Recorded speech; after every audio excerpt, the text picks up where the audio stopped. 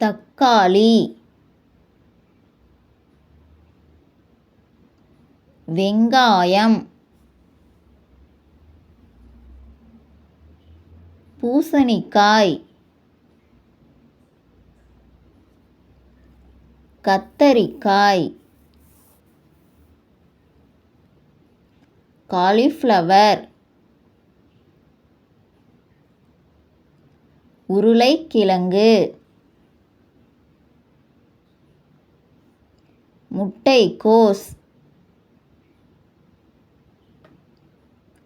வெண்டைக்காய், குடைமிளகாய், பாகற்காய், பீட்ரூட்,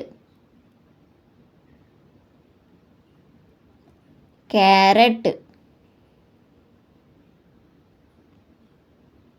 வெள்ளரிக்காய், புடலங்காய், முருங்கைக்காய்,